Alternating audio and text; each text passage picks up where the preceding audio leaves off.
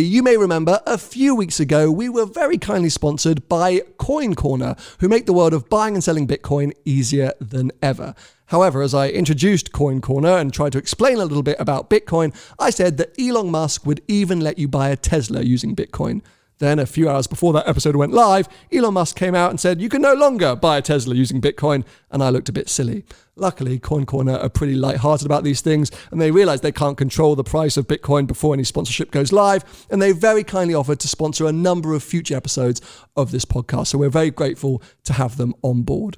If all this chat about Bitcoin's got you intrigued, if you noticed the comment section of that episode going crazy with people talking about the pros and the cons of Bitcoin and cryptocurrency, head over to coincorner.com/STG, where not only can you sign up and start trading Bitcoin, but you can also find out a lot more. There's some amazing information on there, so you can read up about Bitcoin and cryptocurrencies and decide if you want to get involved. If you do, as I say, coincorner.com/STG, or use my code STG when you sign up, and that way you'll get some sats, which are basically very small units of a Bitcoin. I got into the Bitcoin game late. I couldn't afford to buy a whole Bitcoin, so I own sats, just small units, and that's what you'll get for free when you sign up using that code STG or my link, coincorner.com/STG. So yes, thanks to them for ignoring my slight mess up a few weeks ago and willing to come back and sponsor future episodes. Hello one and all, and welcome to Behind the Glass. I'm your host, Sam, from the YouTube channel Seen Through Glass. And I'm Tony from Gravelwood Car Sales. Yes, you are. Each week we get together, we talk about cars, motorsport, F1, what else? Cars? We talk about cars. You can listen to us on Spotify, Apple Podcasts. You can watch us on youtube.com/Behind the Glass. Don't forget to subscribe and turn on notifications. And Tony, if people want to support this podcast, what should they do? Watch it. No. But also head to Patreon. You can support us on patreon.com/Behind the Glass. Thanks for tuning in. We hope you enjoyed the episode. Tony, we have more new patrons. Again, they just keep on coming. We're going to welcome Bacon. What a great name. Whether that is a nickname or your actual name, it makes me hungry. there's some surnames, Bacon. Yeah, it's an actual Kevin surname. Bacon, famous actor. Yeah. So Bacon, welcome. Aaron Leake, Louis, Paolo, Alan Granger, John Fernie, Joe, I never know how to say your surname. Joe. I think yeah, let's just go with Joe P. Joe P. What's up, Joe P? But yeah, amazing to have new patrons joining us every week, every month. Brilliant. And can you believe our YouTube channel is nearly at 45,000 subscribers? When did we hit 40? Was that the start of the year? I think it was. It was, probably sort of March time, March time. So we might get to 50 by the end. Maybe. If we could get to 50,000 subscribers by the end of this year, like I'm going on holiday with a champagne bottle. You can come as well if you like. Thank you very much. You're very a celebratory tour. Lovely. I don't know where, Brighton or something. I don't know. But yeah, 50,000 subscribers would be absolutely amazing. We need some more aggressive titles. I know, more aggressive clickbate titles, and maybe we like some kind of, I don't know, competition. Tony's going to give a car away for free. But also, we have to say how amazing the sort of first two Behind the Glass live events went. Very good. Now 2 under our belt in sort of increasing size. So we did one for 30 at the beginning of July, one for 50 last week. And they've just been brilliant, haven't they? We've loved them. Yeah. So much fun. And we've enjoyed them so much that we're basically going to make the 2 events in September huge. Fingers crossed. So basically... How are they doing? They're doing all right. Why is my ring device is going off? Is somebody downstairs? Hello? Oh, no. Someone's here. That scared me so much. Oh, come on, in you come. Why are you so early? It's 4 minutes to our podcast is supposed to start, Sam. Is it? Didn't I say come at 4:30? No, I said come at 4:30, didn't I? I think you said 4:30, mate. But anyway, nice to see you. Thanks for turning up. Have you got dressed? I genuinely said 4:30. So yeah, Paul Wallace is here. Yeah, I said 4:30. Go on the sim. You want to sit and listen into the podcast, or you want to be part of it? Well, I'm not all... Oh, this has thrown me completely, hasn't it? Disaster! Have we got a lot to talk about Also, can I say, you really scared me. Because I heard my ring, and I was like, who's in the garage? And then I turned around and I see this figure lurking behind our soundproof curtains. You ain't got to be scared, I'm here, boy. I don't think I really want you on this podcast, but now you're here, you're going to have to be on it. You've invited yourself... Have you got the energy to do 2 podcasts? Yeah. Okay, right. He's just got out of bed. Give us 2 minutes, everyone. We'll get Paul plugged in and he'll be joining us for today's episode. Don't wheel there. You're going to unplug the light. Wallace is here. Who knew that was going to be a thing today? Well, yeah, I was such a drive down, enjoying the lack of traffic on the roads because it was 3:30. Not 4:30. So basically, long story short, after this usual episode of the podcast, Paul and I are recording our F1 special series after the checkered flag. He was supposed to come at 4:30. He's turned up at 3:30. He's invited himself into this main show. Hopefully, that's not going to encourage lots of you to turn off. Fingers crossed you will stay tuned. You might see just a decline in the I know, it's going to be our least viewed episode for months. He's come on this channel because he wants to know what it feels like to get 20k a video. Right. We do actually have a lot to get through today. So you haven't even started. No, to keep you two in check, I'm gonna sort of carry on a bit because I think otherwise you two are just gonna be ribbing each other for about. He hates it, doesn't he? Yeah. He hates it. I've got zero problem with it. Have you, Tony? No. Honestly, I'm thinking of cancelling this episode immediately. We're all going on holiday, you know. Right. Order. Okay, we had a very important announcement to make, which you very rudely interrupted, because we're going big for our next two live events in September. Our Behind the Glass live events. Wembley. No. Not Wembley. We're staying within the confines of the factory down here where STGHQ is based, the Duke of London space. But essentially, we're not unlimited tickets. I think we're probably looking at like 150 or 200 people. But that is a huge step up for us. So suddenly now tickets are available once again on seenthroughglass.online. Head to the events section. You can find out more. There are 2 dates. It's Sunday the 5th of September, Sunday the 12th of September.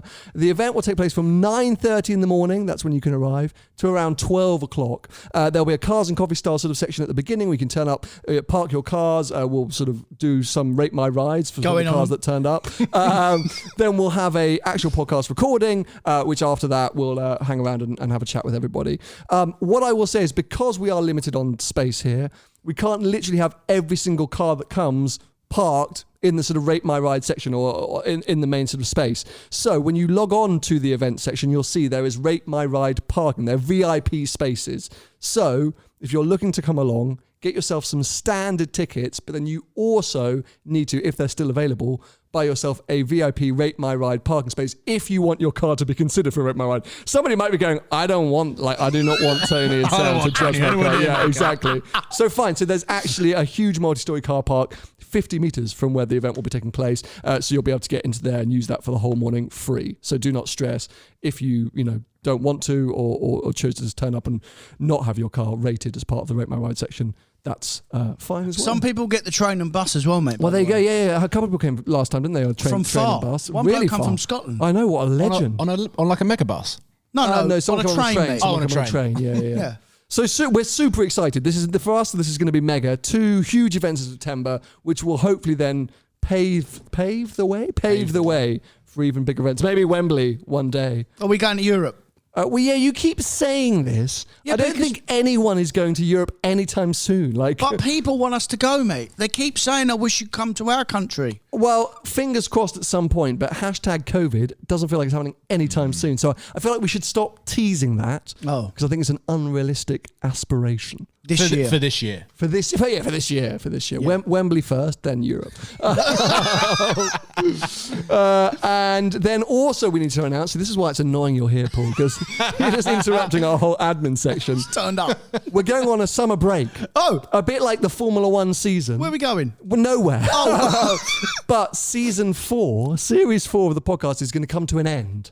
And we're going to disappear for a few weeks. When did it start? Beginning of the year. Not a year ago, maybe 9 months ago. It's when we moved into STGHQ. Because I think you just make the seasons. I do. Oh, you don't? I do. I use them just to. I just decide. I'm pretty sure the Friends producers also made the series up as well.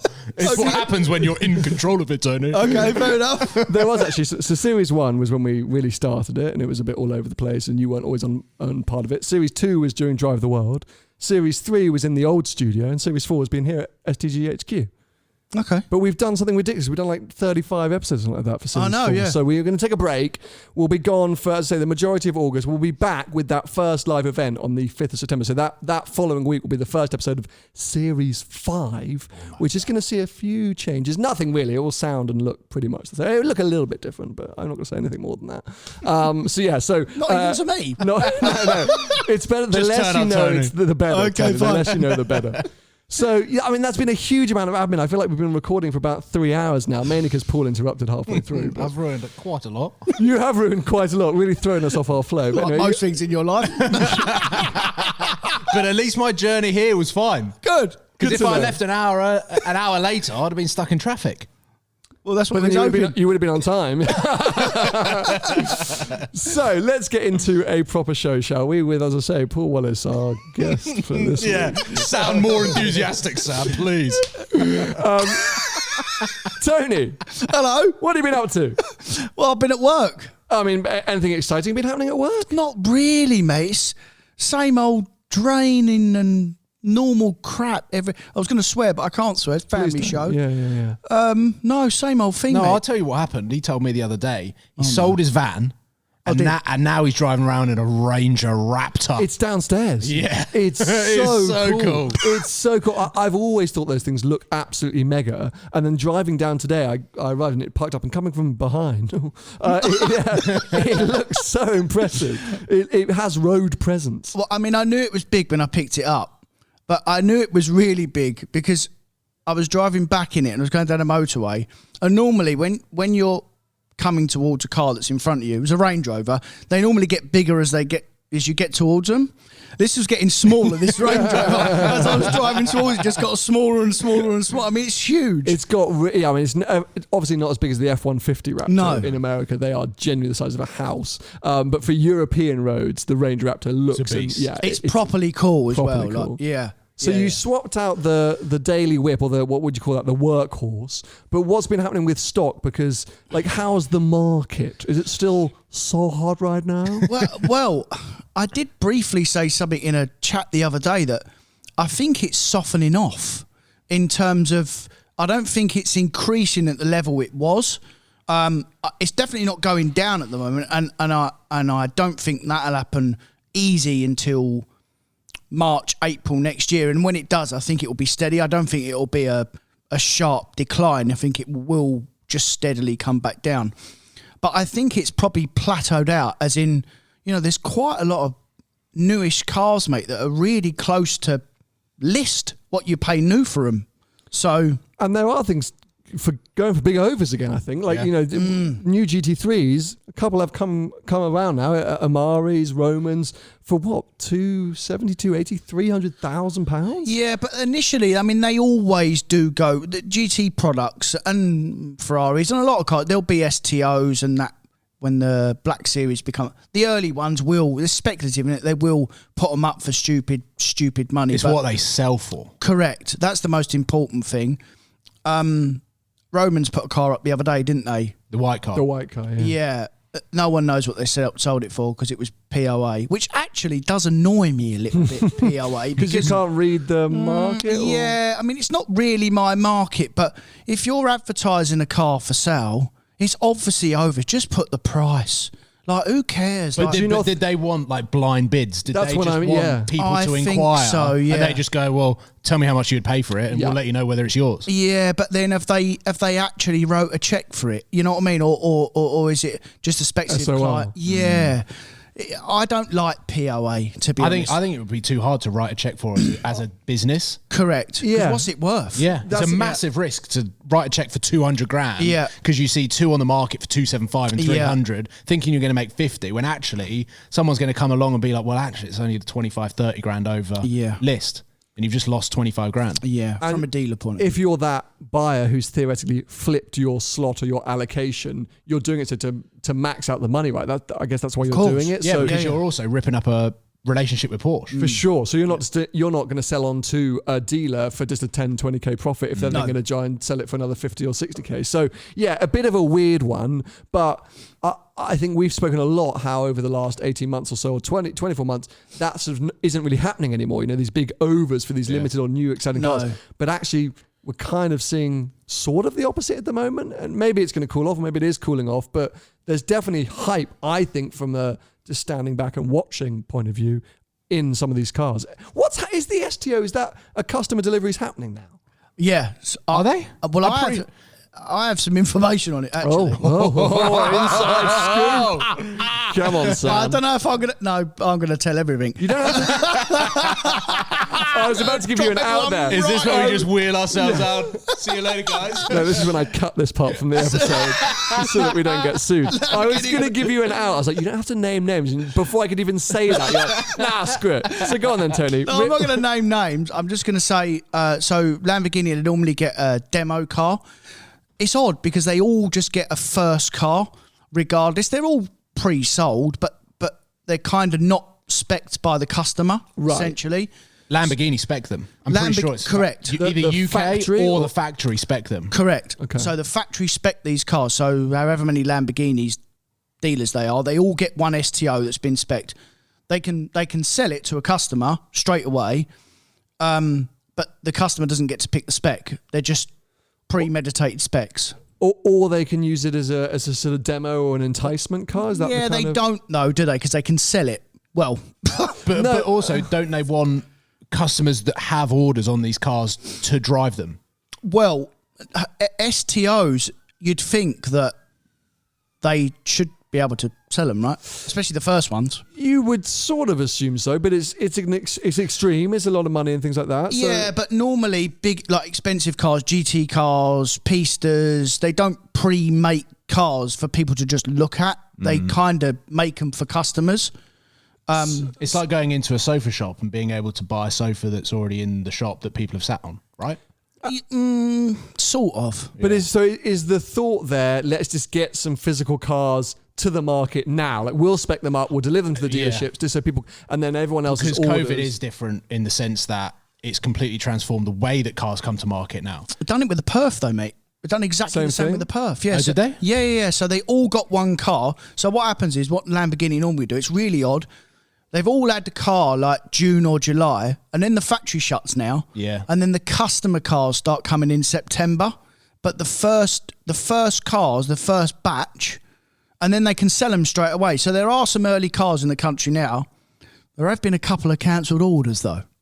Well, that doesn't surprise me at all. Don't get so he's so excited by that. How many SF90s got cancelled? Yeah, why does that make you so happy? How many GT3s are getting flipped? Calm down, mate. But what I'm saying is that they haven't even sold the early cars. So what are they going to do now? Good. Why? Why are you? Okay, just let's. So I had a coffee. I'll calm down let's put some perspective on this. Why are you foaming at the mouth so much? That do you know what STOs... it is? I know what it is. He's a secret Lambo fanboy, right? No. Yep. It's a lie. What he's trying to do is dent the market and basically say, no one's buying them to try and get cancelled orders so that he can get one on the cheap. Because I know he wants one. I know he wants one as well. He keeps denying it, but he definitely wants one. He does want. Look at him. Well, I blatantly said the other week that I would have one at the right money. Yeah, which you're trying to manipulate yourself right now. Well, I'm YouTuber now. There we go, everyone. So basically, moving forward. We got to the bottom of it. Moving forward, never listen to a word Tony's saying. Because he's probably just trying to manipulate the price or something so that he can buy either personally or just, all the stock that there is in the UK. I finally learned what the internet does. Yeah, because I know how excited you've been about that car, and I know how much you like the idea of it, and you seem so desperate to sort of knock it or rip it out and say no one's going to buy it. They never sell any. And now it makes a bit more sense. No. So there's two. As far as I know, there's two in the market, right? That you can physically go and buy. I'm not going to go and give Lister one because I've got my fingers burnt on the Perf, obviously. But when I was at Goodwood, like I said to you, you'd kept it. Well, I still would have done a load of money, Paul. Yeah, but you'd have enjoyed it for 3 years more. What, 3 years more? It was only out 3 years ago. I had it for 2. Did you have it for 2 years, that car? 9,000 How long miles. was it for sale for, though? Not long. What did you sell it for? 170. Yeah. Which is not much more. It's probably worth 180 now. Yeah. 185. It's a weird one because obviously I'm starting to see a lot of stuff about the S-Trail online. I think there's been some reviews, some other YouTube reviews, some car journalist reviews, and also different specs, different cars popping up from different areas. So that's why I was a little bit confused because, yes, dealers seem to be facilitating content. Some customer cars have been turned up at Goodwood, I think, in the car park. So I was a little bit thrown as to what exactly was going on. But I think, okay, so now it makes a bit more sense. And actually, you know what? It's a semi-clever idea. It is, yeah. If you've got a sort of special, exciting car, why not build a whole load and just get them out to all your dealerships? For sure. Whether it's to entice future customers or whether it's to sell early stock, whatever it might be, it's really not a bad idea at all. If you sell them all. If you sell them all. Calm down. So anyway, this week or the week that's just been, we were talking about this briefly off air. I had my first Subaru Impreza experience. So that video would have gone out now by now on the main channel. And I'll be honest, like, you know, not a word I've ever engaged in. You know, growing up, me and my friends, it was all European stuff. You know, we were in Golfs and Bentleys. yeah. Range Rover. You've caught me out there. Ferraris. I was trying to think, well, what did the cleaner have? No, I'm joking. I'm joking. Golf, Megans, Clios, you know, Ford KAs. Was it Ford KA or Ford Car? KA. I'd say KA. Yeah. And then that did, you know, evolve into BMWs, Audis, etc. So I never had the opportunity to be around that whole JDM scene, to drive the cars or to lust after them. And also like the whole rallying thing kind of went over my head a bit because that was the Schumacher era. So, I don't think it was your era, mate. I think it was more my era, that JDM. Well, yeah, or maybe. Impreza. I mean, I so. guess because it was all kicking off sort of mid to late 90s, would you say? Yeah. So by the time I was passing my test, or at least getting really excited about road cars, that's 2005-ish. Probably long gone. So when the German cars started to get good. That probably was when Fast and Furious really started to kick off. Yeah, of course, Fast and Furious was, you know, shone a light, but still, you know, I think I was like... Need for Speed, Underground. What a game. I was a Gran Turismo guy. Oh, of course he was. Following the line. Yeah, hitting the apex. When was that, 2005? No. Gran Turismo was 99, I think. Yeah. Gran Turismo 1, so a long time ago now. Oh, I was out ploughing then. You were ploughing a pillow, mate. So, long story short, I didn't really know what to expect. And this thing, okay, 22B is like the pinnacle, right? Like it doesn't get better for Impreza. There are a million iterations of Impreza, and you could probably find a fan base for each one and people to say why that one's the best. But I think it's commonly regarded that 22B is the pinnacle. For sure, yeah. It was unbelievable. Have you drove one? No. But you drove the Evo, the Mackinnon edition Evo, right? I did, so and I did really enjoy that. Same owner. So the car that I drove, his collection is unbelievable. Really? Unbelievable. So he came on that podcast to do the Modern Classic special when you were away that week. So he owns two 22Bs, an actual Subaru WRC rally car from the McRae era, and at one point he had a Tommy Mackinnon edition. Yeah. And that's what I wanted to pick your brains about, because for me, the 22B, the part that was most fun about it was how much it wanted to just keep pushing on. When you shifted the gears, you were always in the torque range. Yeah. So you'd be like, and you'd find a gear and you'd be thrusting yourself along the road. And that was so exciting to me. It felt so aggro. Richard said that the Tommy Mackinnon edition didn't have the same urgency to it. Correct. Did you like it? Did you enjoy it? You want to pick my brains on it? Well, a little bit. Because he hasn't got any brains. I wasn't even supposed to be here, and I don't have any brains. No, but now you're here. I'm trying to be a productive host and utilize you. Oh yeah. Because in the collector's world, in value world, these are the two cars that are flying. Okay, R34 Skyline as well. Oh, that's ridiculous. But those three, I would say. So R34 GTR, Tommy Mackinnon edition, and the 22B are going through the roof in values. 22B is the rarest, I think. Tommy Mackinnon probably made the most of them. Yeah, they probably made the most, and it's not as valuable as the 22B. Not after what you told me what they're going for, that 22B. But some of the GTRs though, because they did all the V specs, correct, and then they did so many variants again of GTR. There will be some of those in there which will be insanely valuable. The V spec was the one to have. V spec 2, right? Correct. So I think I've driven Skyline and I've driven now 22B. I haven't driven Mackinnon edition, and that's the one I've been talking about the longest for on this channel. So finally, let's get around to it. What were your thoughts? I drove that car pretty much from 6 a.m. to about 6 p.m. because it was part of the Michelin road trip. It was... Other tyre brands are available. It was not a good motorway car, but I did a lot of miles from like Gatwick. There was a lot of road closures. I had to get from about Gatwick to Goodwood, and I absolutely hammered it on the B roads. And you know, like the cliche, they don't make them like they used to. It was really like that. Yeah. If you want to compare a Yaris GR to this Evo Mackinnon, I mean, it was an absolute machine. Yaris would be faster than the real world. Well, you know what? No, I don't know. So Evo did a comparison. They did Audi Quattro, one of Richard's 22Bs, and the GR Yaris when it launched. It's not as nice day as you think. I followed one in here, actually. A GR Yaris, yeah, they're starting to knock around quite a bit. Yeah, but got 2 in stock. You love buy it. you love to say how modern cars are quicker or better, and in a lot of the cases they are. But we've got to remember, similar. We talked about it before. 22B, not the sort of amount of horsepower they proclaim. So about 300 horsepower. They are light cars, 4-wheel drive again. So 2 litre engine though, not 1.5. I think it's 2.2 in the 22B. Yeah. Hence the even physically bit of being knowledge for you there, Tony. Well done, boy. able to feel the engine revolutions when you're driving it through the seat is something that you just don't get in a modern car now. So the fact that these cars are going for crazy money and increasing in value, there's parts of petrol heads probably from our era, maybe a little bit older, that are just, they've earned their money now and they want these cars that were their childhood poster cars. They've seen them in the movies for whatever reason. Maybe they followed rally or whatever. They want them in their collections, but these cars, most of them are actually being driven. There's a couple that are in collections, but these are being driven because they are just so engaging to drive.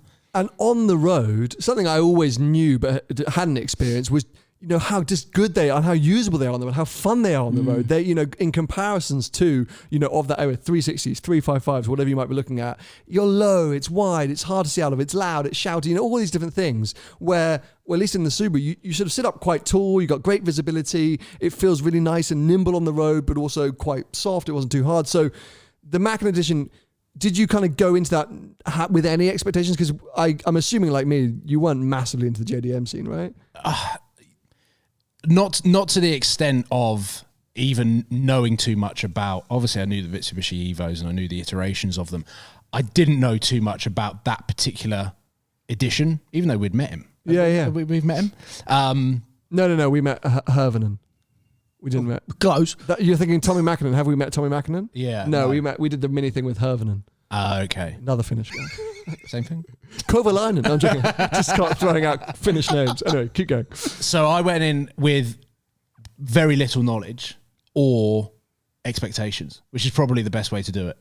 Because the moment you go in with expectations, then tend to... I think that was the same with me with that 22B. Maybe a Subaru fan would have been like, I can't believe it. And I was like, yeah, it's 1998, that car. I was like, it's gonna feel old, and I was like, oh my god, I need one. It was really. Was it better than your 360? Definitely. arguably quicker. I think the main comparison between the two, from what I can remember, is that the Evo is a lot more laggy than the Impreza. So all the nothing would happen, and then it just dump a load of power. Whereas the Impreza, like you said, it would keep pulling because of the flat band foot. Was insane, yeah. And I think that was the main difference. You'd get a real big kick from the Evo, whereas the Subaru not so much because of the torque. From what I remember, that was the difference between the two. So I reckon low mileage examples of all three. Okay, 22B, no, not so. Essentially, 150 grand, I reckon. All three are now costing. In various versions, you could probably find a cheaper Mackinnon edition. You could probably find a more expensive 22B and a Skyline. You think they're all the same money? But they're all. I think you could get all three, each of them for 150 grand. That's a high mileage 22B. That's a very low mileage Mackinnon edition. And the GTRs, as I say, I don't know the breakdowns of all, but like a V-Spec 2, I think would probably be something around. 150 for the three, you mean? No. Each of them. Oh my god. 150 grand. So my question being, which one would you have? And then I'm going to ask you a flip on that in a second, which I know the answer to. So I would have the 22B because growing up, I always liked Subarus more than the Evos and the Nissans. And I had a couple of Subarus, as you know. So I would go 22B. I think purely based on visuals, because that's basically how I buy my cars, obviously with the most. We can see that. Skyline. You see, I think I would pick the Skyline, but having driven the 22B, it does pull me away a bit. But at the Skyline, there's something a bit more, I don't know, iconic maybe. Yeah. It's just something about it. But then the flip of that is, or would you have a 996 GT3 RS? No. 996 GT3. Got to be the same era, no? Same money, surely. I'll tell you what, they probably are. Yeah, 150 grand again. Yeah. Where does the Challenge Stradale sit? It's a bit later, 2004. Okay. So GT3 RS was what, 2003? Still, I mean, there wasn't anything really before that is where I'm trying to, like 993, what, GT2? That's too extreme, isn't it? What I'm trying to say is the European equivalent from that era for 150 grand. Yeah, but they're not, they're like ex-rally cars. They're not really sports cars, are they? Like, they're semi-homologation, so like, much money. But they're also great road cars. Like, yeah, I didn't think the 22B felt 20 years old. It's more than that. It's 23 years old. I didn't think it felt that old, and I think it felt more usable, more enjoyable, and more subtle. Weirdly on the road, even though it's that iconic bright blue, than a European equivalent from that era. And value-wise, I think they're going to keep pushing up. Whereas a 996 3RS, okay, fine, I'm going to go back a generation before 993. As I say, what are they leveling out now? Is the JDM scene blowing up? Are collectors suddenly? I still think it's just. I think it's the good collectible examples that will continue to rise in any, correct, whether it's European, or JDM. I think they'll continue to rise. You'll see different examples come to market. Some maybe with a dotted history or whatever, like, and then all of a sudden you'll be like, oh, why is that 30 grand cheaper for whatever reason? Yeah, it's like when I use the Carrera GT. I don't think in general they're ever going to get to £1 million, but some examples will. Will a 900-mile car with full Porsche history and a UK car get to £1 million properly? Yeah, it was like that McLaren F1 that came to the market was still with the plastics and everything. Correct. Something like that. Yeah. And I had this conversation the other day, really interestingly, with DK, and I hope they don't mind me revealing this conversation, that when a car gets to around the 650 or 700 mark, it will always go straight to £1 million. Yeah, okay. Because at that level, when you're buying, it makes such little difference at the 700 mark to a 900 mark or an 800 mark to a 950. Like, it's all much of a muchness. If you can afford to buy a car at 750 odd £1,000, you probably can afford to buy it. But they have got to be proper examples. Oh, of course, always the best. You see it with their 40s, right? They're on that sort of bubble. You get some amazing versions at 1.2, 1.3, and some dogs at 800. So there's a wide band. But I thought that was an interesting point to make. Similar equivalent of a 75 grand to 100 grand, right? That's a wide bracket that most people, if they're looking at a 75 grand car, could probably stretch up. Exactly. And especially financing, it's very rare that, I mean, actually maybe at £1 million, maybe they're all cash buyers. I don't know, because I've never been had £1 million in my pocket to go and buy my a car. conversations with Carl Hartley, it's very rare that they're still paying cash for it. Yeah. Because you can make the money that you're using work harder. He used a great example on a Veyron Supersport where the value of the car is likely to increase 5% over a 2-year period. So actually borrowing the money, making the money that you would have spent cash doing something else, you'll make more money when you come to sell that Veyron because you've invested that money, you finance this money, and when you come to sell it, it's but what are you financing? The car money, you mean? Yeah. Well, then, if it's gone up 5%, the interest is going to be 5%. I don't get, me personally, I don't get why people finance investment cars unless they're going up a lot of percent. Not 5% is not enough, because to borrow the money would cost 3, 4, 5%. So I think that was an example just to own a Bugatti Veyron without it costing any money, but still using the money that you would have spent cash with something else and not tying it up. I think that would be my thought, and all of our chats with Tim over the years. It's your money's just not tied into one asset. How can you predict? Oh, I'll finance this car because it's going to go up 20%. But it's not an investment. Then you're you've got the car and you're using it for. It's not an investment. You're not losing any money, but you're not making any money. Investment to me is but the money that making money. The money set aside that you would have spent if you paid cash for a Veyron, for example, is probably what, 900 grand. Maybe. Yeah, probably more. Use that to do something else to gain 20%. Fair enough, but don't forget, there's also a monthly payment that you could use with something else as well. By the way, yeah. So which you could spend on at that point a couple of nice houses, which would easily return you more than 5% if you rented them out. So I don't. It's just personal preference at that point. If you want personal if you want preference, you want the car.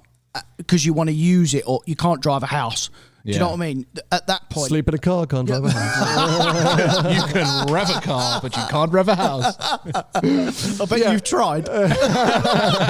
Kelly, let's Exhaust expert on my flat.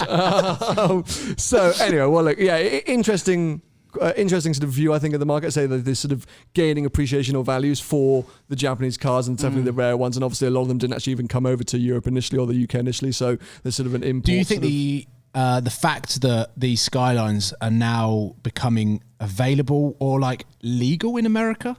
Yeah, that always makes a huge difference. Yeah. So yeah, 25 years. 25 Yeah. years, and there's often a big sort of talk. And actually, if you look over and Bring a Trailer, which is the American collecting cars, or collecting cars is the European Bring a Trailer. I don't know how you view that, but there's a lot of chat about this because they keep an eye on things like Audi RS2s, or yeah, a lot of the Japanese cars. At what point they can import them into the US, and then that does skyrocket values because they're desperately trying to find these cars and bring them in, and they're legal to use. So yeah, it's a really interesting time, I think, and there will be cars there that you could make a lot of money on in the sort of Japanese scene. Things. What was the one that I drove? There was a Civic Type R. So you're telling me I need to just sit on my GTR? No, it was too many of them. I think yours maybe, unfortunately, my friend. I think you're going to have to sit on it. There is another comparative, by the way. The Ford scene, so the old 90s and 2000 Sierra RS Cosworth and things like that. Especially the RS 500, they are they're like them 22. I think they've been going for a while. Yeah, but they don't have the same US desire, do they? I don't think they're it's they're European. Yeah, probably I think limits the market. Yeah, somewhat. But I think that they've been popular amongst British collectors, European collectors, exactly for a while. So I just feel like it's this push on values for some of these Japanese cars has been in the last 2 or 3 years. Yeah, it's gone absolutely insane. So a newer thing. Well, I'm just having a look. Well, let's come on to our main topic for the day. I was going to tease what I was doing this week. Go on to it. It's all right. Okay. It's going to take a couple of minutes. Tomorrow, picking up a 992 GT3. Oh, yeah. PDK or manual? Manual, interestingly. I'm not interested. No, I know you're not. But actually, I don't... So here's my thing. So I'm taking it to Wales for the week. So I'm doing a road trip in it for a week. It's amazing. Well, the weather's going to be absolutely atrocious. So it's going to be a nightmare. Be in the sea. Now, obviously, as we know, touring and standard GT3, no difference, right? You just lose a wing. That's no cost difference, and you just literally lose some aero. And in my head, for 991 generation, I would always want the manual touring. But since I drove that PDK GT4, I'm like, actually, hold on a sec. As things move forward, maybe PDK would be right. So essentially, what I'm testing in my brain is the possibility of a manual touring 992. Because so for me, do I want the PDK or do I want the manual? So it doesn't make a difference that I've got a wing on the back of the car that I'm taking next week. Fair enough. My main test, because the GT3 is not going to be bad. I'm not going to get in that car and go, oh, this is the worst GT3 they've ever made. My question is, like with the GT4, PDK. Is actually PDK the right choice now moving forward? I'd be interesting, actually. Do you remember what the previous GT3 drove like? Yeah. You remember? Yeah. It'd be interesting if you can tell any real difference. I know it's got different suspension. It's got rose joint at the front, the new car. It'd be really interesting to see how much you think a difference is between the two. And that's why I'm super keen to do what I'm doing, which is, I say, spend a week in it and take it on a road trip, not just to a track, which obviously is where GT3 is supposed to be. But that's why I'm intrigued by the manual as well, for all these reasons, because, so I obsess over the touring, and I've probably driven more manual 991.2 GT3s than PDK cars. So I'm super intrigued, super excited. I will report back on it next week's episode, which, as I say, will be the final episode before summer break. But yeah, so anyway, I sort of had to get off my chest because, well, I'm excited. Yeah. I'm excited for you. I think the more customer specs we're seeing, whether that be in the UK, in the flesh, or across Instagram, I love that car more and more. Yeah. When it came out, I was like, We've always loved it. Still looks chunky, doesn't it? Those Well, 992s are just chunky. Yeah, I like that. You like it, don't you? Yeah. 992s are chunky, though.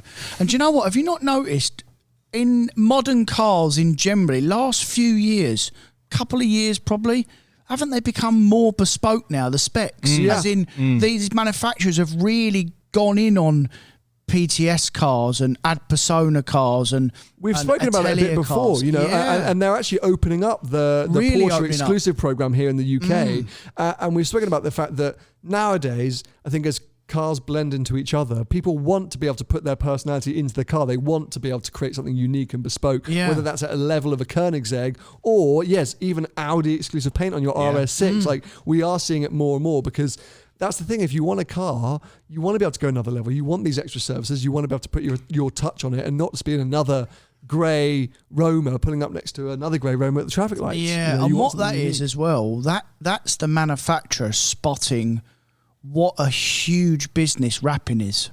So what they're doing, they've done this with audio about 15 years ago, the manufacturers, right? So they'd all come with crappy speakers and you'd have to put great big subwoofers and boxes in the back of your car. And then they thought, well, hold on a minute, we're going to get Bose and Bang & Olufsen and Harman Kardon, and there's other manufacturers out there, as you quite rightly say. Name's a good one, the Bentley. To one me, of my that's the favourite. best. Yeah. Well, it's got to be in a Bentley. I think it's Nime. But well, okay. Okay. Who invited him anyway? No one. Literally no one. Yeah. But yeah, and I think they're doing that now with colours because they know that the wrapping scene is so big. I think they probably thought, well, hold on a minute. Well, look at Rolls-Royce Black Badge. Yeah. Just on D-Chrome. Yeah. You're not even looking at colours of paint. Yeah. You're right. It's seeing what the modification world. And actually, next week we've got a really interesting guest, Mike from Motec's, going to come along. Is he? And talk a lot about this whole sort of side of things, this whole OEM plus the sort of modification scene. How we're seeing, you know, brands like is it Cupra or Seat that have teamed up with ABT? Cupra. So the Cupra ABT cars, like, you know, so this is happening. You can order them with a remap. Yeah. Which is insane. Yeah. So it would be really interesting. We'll pick his brains on this, actually. Yeah, we so will, that'll be a fascinating topic. But anyway, so let's wait and see if I don't crash the GT3 next week. Do you want to know what I'm doing this week if you're driving the GT3? Oh, no, go on. Not really. Driving a Speedtail. Oh my God, you are driving a Speedtail. Have you drove one yet? I haven't driven one. I was supposed to go to Geneva 2 weeks ago. I mean, that is a huge crash. I am so intrigued by the experience, like, because... Oh, nearly gone. I've nearly gone. Be careful, that chair does like to tip back. I've nearly crushed Twiggy about 4 times. So I've spoken to 2 people who have had Speedtails, or have Speedtails, or have had, and have both been so horrendously unimpressed by that car. Derogatory. Yeah, Really? just like it's so weird. It's sort of it's the delay. The power output? No, not that. The way it delivers its performance is really bizarre. Not like any other McLaren. It's very sort of lengthy. Like, they just haven't liked it. They've been like, it's a boring car. It's a weird, boring car. I mean, it's fundamentally built to go fast in a straight line. It's a long distance cruiser. It's like a hyper GT car. Exactly that. But, well, anyway, I'm not going to say any more. We'll find out. If people want to find out what the Speedtail's Paul like. Wallace going fast in a straight line. That's all he can do. Don't show him a corner. That'll be a crash. So let's get into our main topic for today. So you're going to have to think really fast on the spot here because it's one of the very few times Tony and I have pre-prepared for today's topic. And it's off the back of my Rapide AMR experience, actually. He's bringing up his list. Oh, I thought he was going to start filming then. No. Doing some Instagram stories. I'm just going to call the person that fought the list. So, off the back of my Rapide AMR experience, which was essentially a car that I think has been overlooked over the years, maybe even forgotten, what other supercars or sports cars do we think are too often overlooked or forgotten? You know, slightly sort of strange iterations or examples, and I'll just name one here right now as an example, the 911 Turbo. Sorry if that's on your list, Tony. Not the Turbo S. Just the Turbo. A car that sometimes people overlook and forget is actually really, really impressive. Spot them a mile off with the red brake calipers. Yeah. But because everyone goes for the Turbo S. Yeah, so, yeah. You know, cars, and I think we've mentioned before in some of these most underrated cars, things like the RS7 and stuff like that. But I want to pick up on cars, I say, that are often overlooked or bypassed, and whether that's modern or old. So yeah, Tony and I have picked out about 5 cars each, and the patrons have suggested a whole lot of cars we'll look at. So I won't put too much pressure on you, but we do want a couple of suggestions. Now you're here. Now you've forced your way onto this podcast. I've thought of one that might be somewhat predictable, but there are reasons behind it. Oh, well, go on. Why don't you kick off then? Go on. Aventador S. Oh, are you joking? No, it's not overlooked. It's not overlooked. Hold on. No one buys it anymore, but I don't blame them. No, I think everyone does buy it, don't they? Not many people bought them.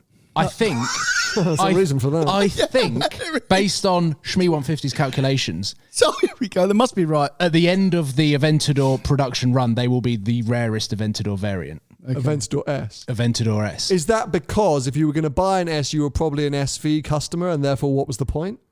Most people would have bought Gen 1, gone into SV. Most people probably overlooked S because they had the special edition They SV, knew it was coming. and they knew it was coming. A new one was coming. Yeah, but then as soon as the Aventador S came out, everyone that had the SV would have just gone, well, I'll just have the hardcore version of that. Yeah. The SVJ. Which was the SVJ. Yeah. But actually, S is a comfy, much more usable Aventador than any of the other ones, because SVJ is so stiff on the road. Even though it's got the four-wheel steer and a pretty decent single-clutch gearbox, the S is the most usable Aventador that is overlooked by Aventador customers. Yeah. And I can input a little bit on that. I drove an SV and an Aventador S on the same day. And the Aventador S was much better, literally because of the four-wheel steering, straight away. I did a Lamborghini day at Millbrook where I drove Gen 1 back-to-back with S. And even through the most basic of slaloms, the steering input on the S versus the Gen 1 was night and day. Yeah. That it kind of completely disregarded my thought process that, I'll just go and buy Gen 1. It's basically the same car. Yeah. And so what has that done for values of the S? Nothing. Nothing. Nothing. So Nothing at all. they're still really strong. Because really weak. Really weak. They're not great because No one wants them. No one wants any car. for 15% more, you can buy an SV. So, but that's my whole point. So But then actually, maybe technically- you're right. I'm sort of trying to agree with you here a little bit because, like, you're right in that sense. If the values have dropped off, if people didn't really buy them at the time and people aren't still really buying them now, then believe it or not, you've actually hit the nail on the head with the brief, where that is a car that's been kind of. It's exactly what I wanted to touch on, but I would never have thought that from a non-Lamborghini nerd. That's not. I would have been like, oh my god, I see them everywhere. I mean, I do live in central London, but I had no idea that it was kind of missed and that the values have fallen. So could you get an SV for the same money as an S? No. Like a cheap SV is 240, 250. Right, and an S? A cheap S is 200. Oh wow, It's odd, isn't it? Because you pay 50 grand more for a worse car, Yeah. don't you? Yeah. Because the S is definitely a better car. Oh, 100%. Yeah. Okay, so come on then, Tony. Start your list off. NSX. Honda. Yeah. You're speaking to the right crowd, Tony. Should I go now? So I actually didn't know whether to bring this up because we've spoken about this car so much on this show. Yeah. And literally today they've announced they're doing a Type S. Yeah. Do you know this? So out in Pebble Beach for the US market, I think they're doing. Is it There's 350, 300 for going to the US. And you're getting updated bumpers. Probably a little bit more power. I'm pretty sure new interior as well. Yeah, that'd be needed. And so this is the final edition, the final run of a car that has, from day one, been misunderstood, underappreciated, overlooked. And someone did a tweet saying, you know what, I think the NSX will be a little bit like the LFA in 5 or 10 years. Not to say that it is an LFA-esque car, but people will look back at it and go, what a crazy thing that was built. Like go Honda for doing that, for pushing themselves to create such a bat beep crazy car at that period of time that competed, as we've said, with 570Ss and things like that. R8. Well, but more than an R8. It was so quick, that car. I did the video with the NSX and I did a bit of research before, which is very unique for me with a video. But Honda bought a 911 turbo, an Audi R8 and a Ferrari 458. Took them apart, drove them, did everything because they were the cars that they wanted to build the NSX on, which are probably 3 of the best super sports car that you can buy in their They'd be on the list in their price bracket back then. At that time. And then they went and built that spaceship. It's absolutely mad. And of course, it's let down by its badge in the sense where people are derogatory towards it, and some of the interior build quality or the components that And the sat-nav don't work. Exactly. So the Honda But it's parts reliable. of it, reliable as hell, and the bits probably don't break, but they just feel like out of a Civic. But unbelievably. And it's a hybrid. Yeah, that's the thing. And a really usable hybrid, like 30-mile range. So comfy. Like you feel like you're in something special. You're low slung, seat on the ground. You're in you're in a supercar, and then you can pull away and not make a noise. I think values may have recovered slightly. Oh, they have. That's why I've not bought one. Yeah. Well, we say when they dropped below 100, we'd buy one on this podcast. We never did that. But there were some lurking around at 75 or 80 grand at some point. The one I drove was 80. They VVS had 2 people on it, and I was like, if they don't buy it, I'll swap the GTR for it. One of them bought it. Next time I checked Auto Trader, 100 grand. Yeah, and maybe that's a reflection of the market more than the cars. That's because the also market. Yeah. They do tend to sit around for quite a while when they do come to the market. But I mean, I was offered an insane deal on the facelift, the 2019 facelift, I think, which was $1,000 in and 995 a month or something like amazing. that, or $5,000 in and 795 a month. I mean, it was a piss take on a brand new £140,000 NSX. I should have bitten someone's hand off, but I don't have the money. Okay, so I will go, and I'm going to come at it with McLaren 650S. Oh, you.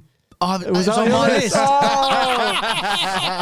Because now I think, people talk about the 12C. It was the first, and, they're so cheap and blah, blah. Yeah. And then obviously we've seen 570S's just absolutely barrel roll into just, depressing, cheap values. 650S's never really stooped that low, but also have just seemingly disappeared. Yeah. Like, I don't see any on the roads anymore. No. You don't really hear anyone talking about them. You don't see them often advertised or listed.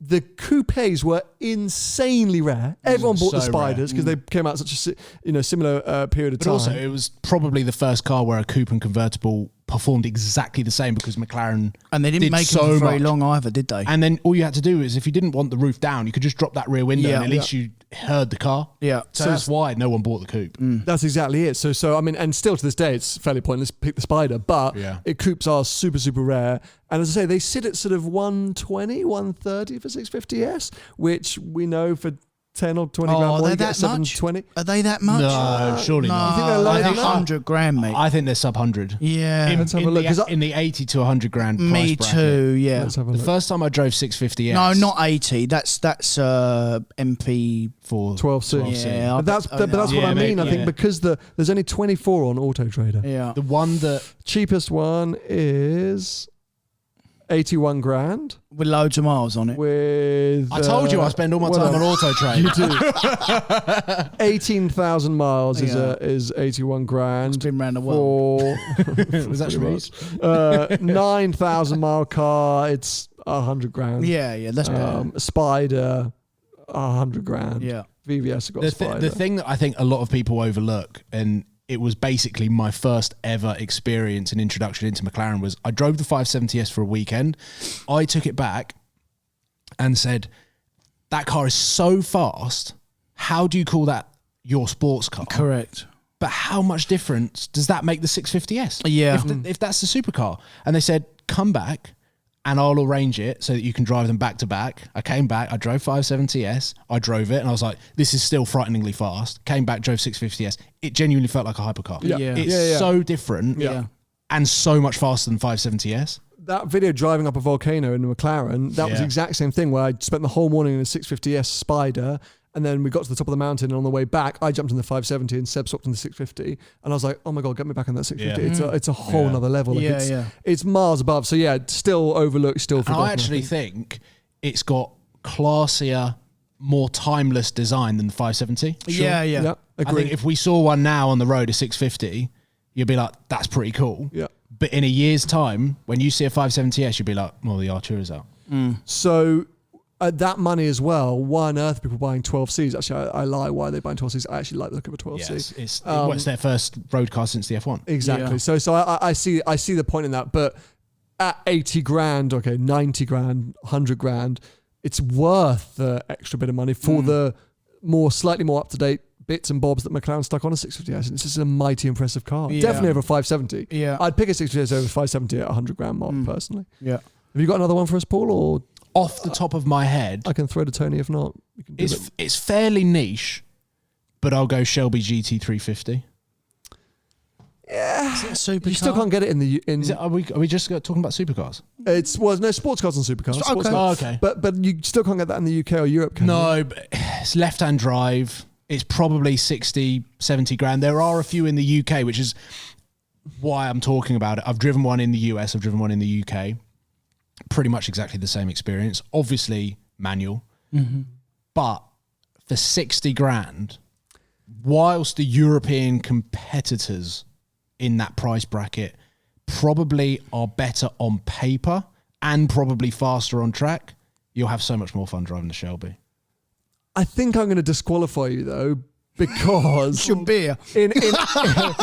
in America, of course, definitely not overlooked or disregarded or forgotten about, like uber popular, and it's not officially available here. It's a bit like saying, oh, in the UK they overlooked the F-150 Raptor.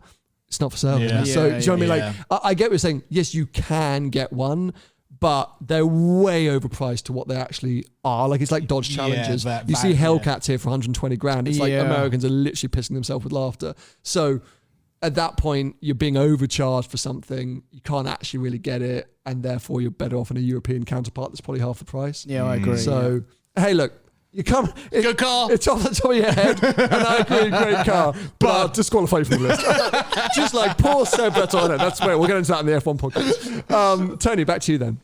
Noble M600. You've Googled that. No, I You've haven't. Googled that. Do you even know what that is? Absolutely no way you've come up with that off your own head. Actually, I have. do you know Googled what? that. I know someone who drove it and said it's basically a Ferrari F40 for a quarter of the price. That's a, I never Googled So it. you- Do you know what I mate, did? go on. Went through Auto Trader and looked at really red. I thought, oh, that's fun. I knew it. I was like, there's no way that you sat there and went, you know what I think is often overlooked and forgotten?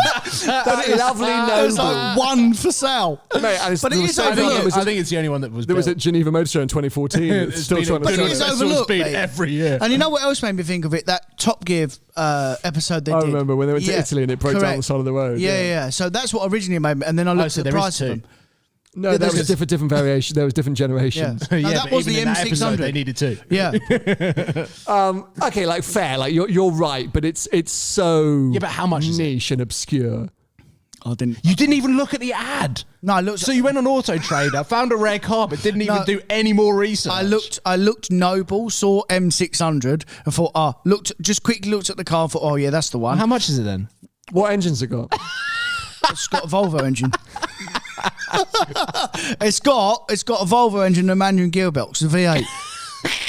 Yeah, it's true, Paul Wallace. No, I mean, it's kind of true. It's true. Let's move on. Can you disqualify him for that? No, I'm not Come gonna- on. It's a little bit like saying, you know, a car that's often overlooked is the touring Superleggera Disco Volante. You know, it's like a bit rogue, I have to say. Like, I'm trying to think a little bit more mainstream. We've done well with the NSX. We've done well with the 650S. And the Aventador. We've done well with the Don't forget Aventador S. Aventador. So I'm going to come at it with, don't all kill me at the same time, California T. Oh my, my God. God. Did you own one?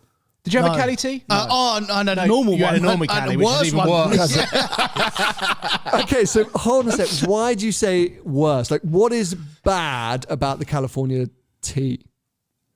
Well, I think the only thing that the California had going for it was the sound, right? Like, everything else, it was supposed to be Maserati, wasn't it? Yeah, but then you're going down the 488, 458 route, like, oh, it doesn't sound as good. Well, The normal California. The Yeah, V8 yeah, one. yeah. Oh, it was a pile of shit, mate. yeah. Mate, honestly. Okay, so... But go on. but against V12 DBS when it came out, it performed better. Yeah.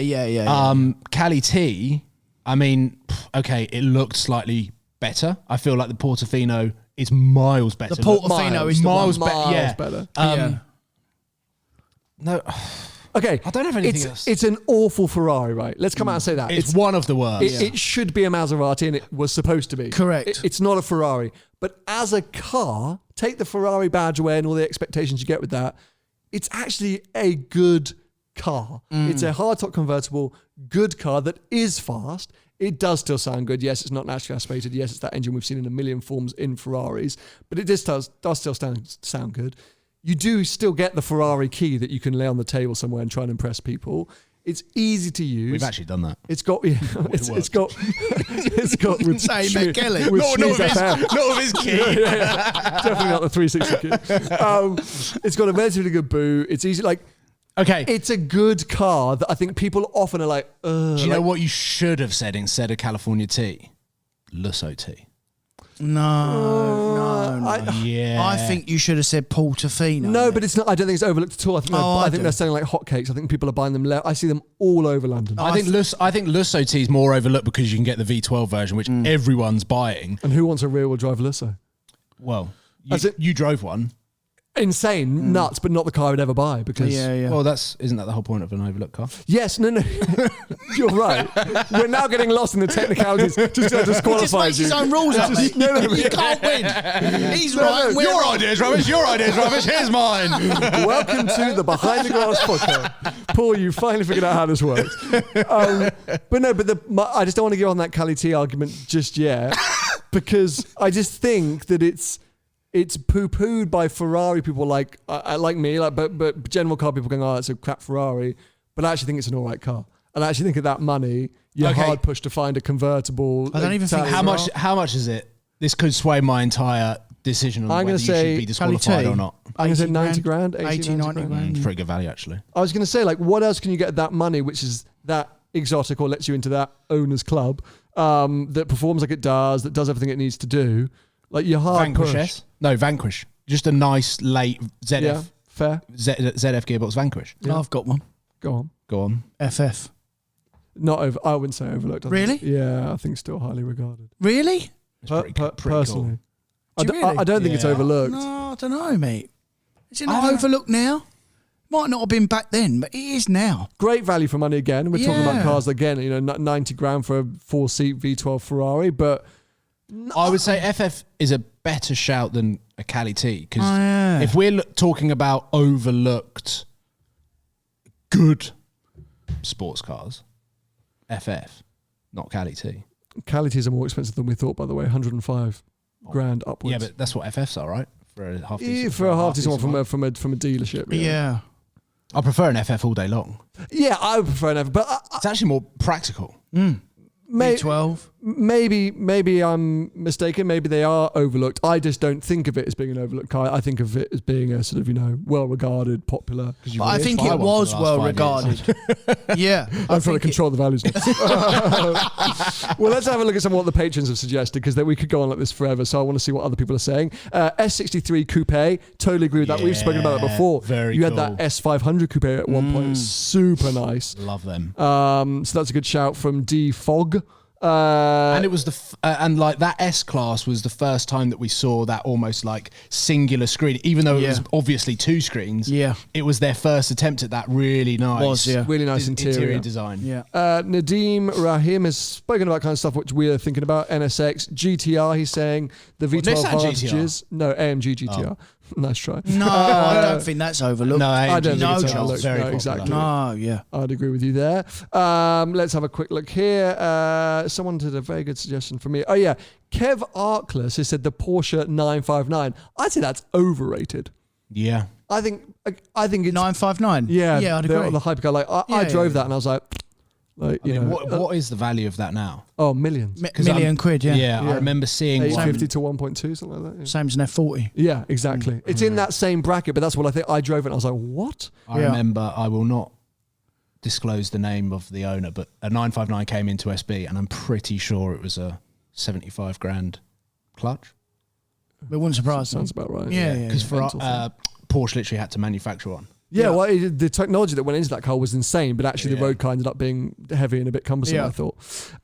Project 8, of course. Thank you, Sam, for shouting that out. I mean, I'm always going to say Project 8's overlooked. No one bought them.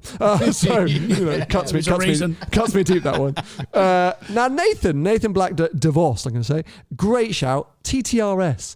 Yeah. Do you not think more recently they've become a little bit overlooked?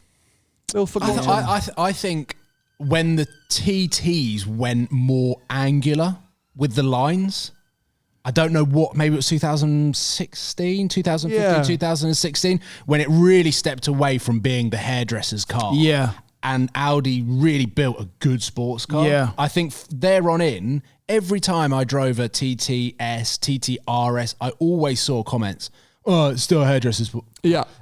And derogatory. Yeah, and I feel like flipping fast, ain't it? The RS. It's properly moved closer to being a baby R8 than it has anything else. Cayman rival. Absolutely. And it does everything you can need it to do. You get all the Audi tech, all the benefits. You feel like you're in a proper little sports car. Looks amazing. You can spec it really nicely. I think maybe it was like 2015. I was going through our WhatsApp media and I took a photo of one that didn't have a front number plate. It was one of the first TTRSs where they had changed the grille, no front number plate. I sent it to you. I was like, I'm buying one. And then I posted it on my Instagram. Everyone was like, hairdressers cars. Like, maybe not. The simple pleasures. I just saw one that I just wanted to shout out there, which I've now totally... No, I've got one more. Oh, no.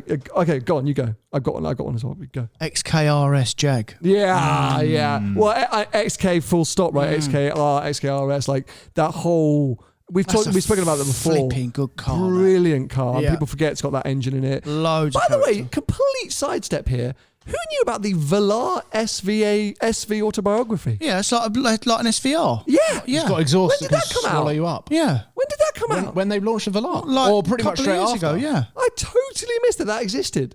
Yeah, it's a thing, mate. Yeah. With the V8. Yeah. It's similar to the F-Pace SVR thing, but... I don't think I've ever seen one on the road ever. I think probably because they didn't name it SVR. It It's went over your SVA. head. yeah. How much are they? A lot? Like Probably not. 100 grand. Probably is a new one. Yeah. A new Have one. you seen one on the road? Yeah. Oh. So I discovered that this week. And I was like, oh wow, guys, there's a new car out. So what did you say? before? XKRS. Yeah, SKRS. AMG GT 4-door? Yeah. That's yeah. No. No. What are you saying? I don't think it's overlooked. I'd say it is. People aren't buying them. But maybe But they that's not did. what's But they qualified. did. That was you know what I mean? People going mad for that car first couple of years, and then maybe they're not buying them now. No, but I think everyone went mad for it before they actually revealed what it looked like. Yeah. I think everyone was excited about the idea of having a 4-door AMG GT. And then when they launched it, they're like, Oh, it looks really weird and it's huge. And because why would I not just have an it is E63? absolutely not an AMG GT. Yeah. Have you seen photos of the new SL? Yes. Yes. Oh, mate, so Yeah. keen. God, But that's that is- replacing the AMG GT, right? So it's the SL. Yeah, but it's a 2+2. Oh, is it? Yes. Yeah. I mean, it's a bit like a 911. I mean, you can get no one in the back, no chance. Yeah. Oh, so what was I Pretty reading? car, ain't it? Yeah. And the interior, I mean, Merc, Yeah. Smashed it. yeah. I'm glad that the SL's coming out. We spoke about this before. Yeah. I remember seeing down at the golf club that I joined when I was very young, an SL55 AMG. It was the coolest car in the Yeah. car park. Yeah, I was like, yeah. oh my God. One day. You are, one day. One of my favourite cars, really, really far back when I really just started getting into it, which you'll probably be able to tell, was the Merc CLK. Oh, yeah. It was so Yeah, cool. yeah. That That was was one like of the the first- swooping rear shoulder. I was Yeah, like, oh yeah. It was one of the first cars, like proper cars I test drove. So when my grandfather died, he left me a little bit of money and I went out and bought a 330i saloon that just endlessly broke.